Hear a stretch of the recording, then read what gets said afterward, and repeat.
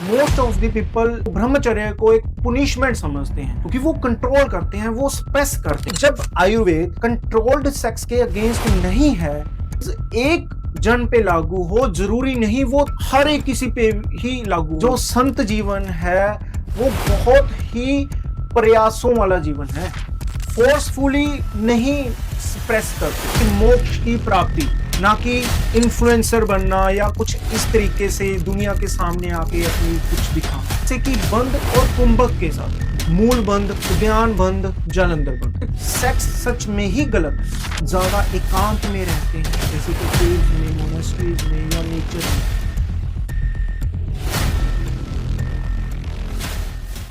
Hello everyone, मैं Akshay Jain, Ayurvedic nutritionist, आप सभी का अपने चैनल प्रॉपर फील और ब्रह्मचर्य सीरीज के तीसरे टॉपिक पर बहुत ही दिल से स्वागत करता हूं। दोस्तों, आज हम बात करेंगे कि जब आयुर्वेद कंट्रोल्ड सेक्स के अगेंस्ट नहीं है, तो फिर जो संत या साधु लोग होते हैं वो फिर इस एक्टिविटी को क्यों प्रॉपरली अवॉइड करते हैं। क्या वो बहुत ही ज्यादा डिसिप्लिन्ड वाले होते हैं या फिर सेक्स सच में ही गलत है। आयुर्वेद यहाँ पे एक बहुत क्लियर प्रिंसिपल देता है। आयुर्वेद कहता है कि जब दो लोग हैं, दोनों के गोल्स अलग हैं। एक का गोल है कि स्पिरिचुअल लाइफ में आगे बढ़ना, एक का गोल है मटेरियलिस्टिक लाइफ को भी मेंटेन करके चलना, स्पिरिचुअल लाइफ को भी, अपने फैमिली को भी, अपने वर्क को भी, अपनी सोसाइटी में भी रहना, माइंड की स्टेबिलिटी भी रखनी, रिलेशनशिप्स को भी मेंटेन करके चलना। और वहीं बात करें साधु का, सिंपल गोल है डीप पॉइंटेड फोकस में रहना, अपने अंदर जाना और डीप मेडिटेशन करना। साधु या संत लोग इसीलिए सेक्स नहीं करते क्योंकि सेक्स गलत है। वो इसीलिए सेक्स नहीं करते क्योंकि उनका गोल अलग है। ये एक चॉइस है दोस्तों, ना कि कोई पुनिशमेंट है। मोस्ट ऑफ द पीपल ब्रह्मचर्य को एक पुनिशमेंट समझते हैं क्योंकि वो कंट्रोल करते हैं, वो स्पेस करते हैं। आयुर्वेद कहता है कि जो चीज एक जन पे लागू हो जरूरी नहीं वो हर एक किसी पे ही लागू हो, कि यूनिवर्सल रूल ही बन गया। एक ने बैलेंस में चलना है, एक ने कंजर्वेशन पर चलना है, एक ने अपनी एनर्जी को कंजर्व करना है। दोस्तों, मैं यहाँ पे एक बात क्लियर कर दूं कि साधु या संत लोग, जो ये लोग होते हैं, ये अपनी एनर्जी को, सेक्स को फोर्सफुली नहीं सप्रेस करते। आयुर्वेद भी फोर्स और सप्रेशन के अगेंस्ट है। ये इस एनर्जी से लड़ाई नहीं करते बल्कि इस एनर्जी की डायरेक्शन चेंज होने देते हैं नेचुरली, जैसे कि बंद और कुंभक के साथ। यहाँ पर हम बात बंद की करें तो बंद 3 प्रकार के होते हैं जो साधु करते हैं,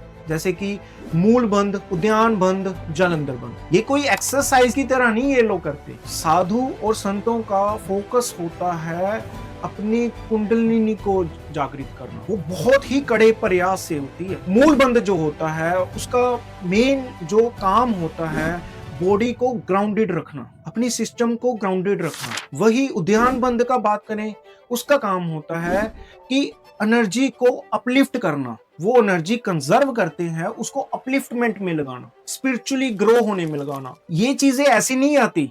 ये चीजें सेंसेस पे कंट्रोल रख के, अपनी डाइजेशन को ठीक रख के, ठीक है, मन को बहुत ही ज्यादा शांत करके ये चीजें फिर आती हैं। ये वही हम जालंधर बंद की बात करें, जालंधर बंद हमारे सिस्टम को बैलेंस में रखता है। तीनों माइंड, बॉडी और स्पिरिट का कॉम्बिनेशन बना के चलता है। साधु जीवन जो होता है उसमें बंद करने की जरूरत नहीं पड़ती, उनके जीवन से ही बंद उभर कर आता है। मैं उन साधुओं की बात कर रहा हूं जो सच में ब्रह्मचर्य का पालन करते हैं और जिनका लाइफ में सिर्फ और सिर्फ एक गोल है कि मोक्ष की प्राप्ति, ना कि इन्फ्लुएंसर बनना या कुछ इस तरीके से दुनिया के सामने आके अपनी कुछ दिखाना। दोस्तों, वही हम बात करें कुंभक की, ये कोई इस तरीके से नहीं करते कि ये फोर्सफुली अपनी ब्रेथ को रोकते हैं। वो अपने मन को बहुत ही ज्यादा शांत रखते हैं। जब मन बहुत ही ज्यादा शांत हो जाता है, डिस्ट्रैक्शन से रहित हो जाता है, तो फिर क्या होता है,